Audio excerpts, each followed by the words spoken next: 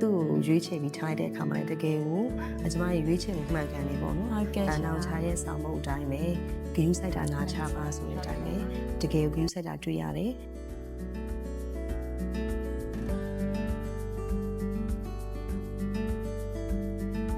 အဲ့ဆိုရင်သူက ဒီကြောက်တက်တာ ဒီကြောက်တဲ့ ပေါင်းသင်းဆိုင်နဲ့ပတ်သက်ရင်တော့တော်တော်ပြောင်းလဲသွားတာ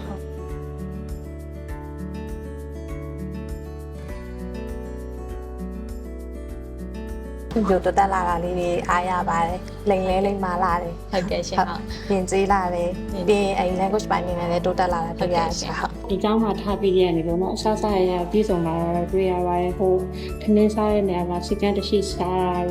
ဟိုစကားပြောတဲ့နေရာမှာတို့တွတ်လဲလဲပြောတတ်လာတော့ဟုတ်ကဲ့ရှာလာပါတယ်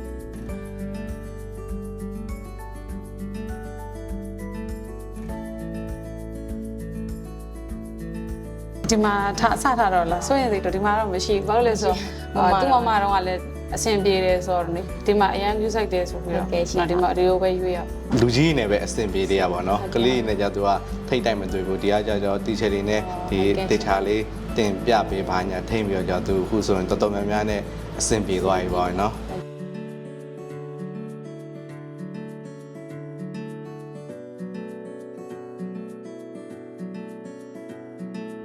တမဆာထားခြင်းတော့ဆမတအားကိုနောက်ပိုင်းကျတပတ်ကြာတော့တိတ်မငိုတော့ဘူး ပြောလာတယ်ဟုတ်ဒီမှာထားရင်တော့ဆမနည်းနည်းအခုကျတော့သူကပြောစကားလဲနားထောင်နေဒါမလုပ်နဲ့ဆိုအဲ့လိုမျိုးနည်းနည်းခဏလေးပြောလိုက်တာနဲ့ရရပါဆမ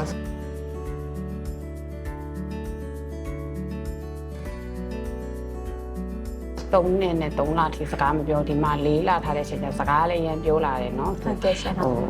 လို့လေသူကအရန်ကြည်ကြတဲ့ကလေးဆိုတော့အခုတော့တအားကြီးလည်းကြည်မကြလာဘူးသူလိမ္မာလာတဲ့ကလေးဖြစ်လာပြီပေါ့ ဟုတ်ကဲ့ရှင် စာရီလည်းတော်တော်တက်လာပြီပေါ့ ဒါနော်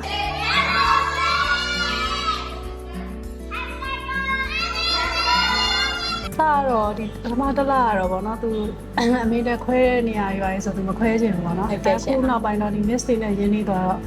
ကြောက်သွားရပါလေတအားကြီးမကြောက်တော့စားကလေးနဲ့ဆော့တယ်ပါညာဆိုသူကလေးတွေကိုကြောက်တာမဆော့ရဘူးဘလို့အခုဒီမှာလဲရောက်တော့သူတခြားကလေးနဲ့ communicate တွေပါလေလောက်ရတော့တောင်းတဆက်ဆံရပါလေနည်းနည်းသိမကြောက်တော့ဘူး ဟုတ်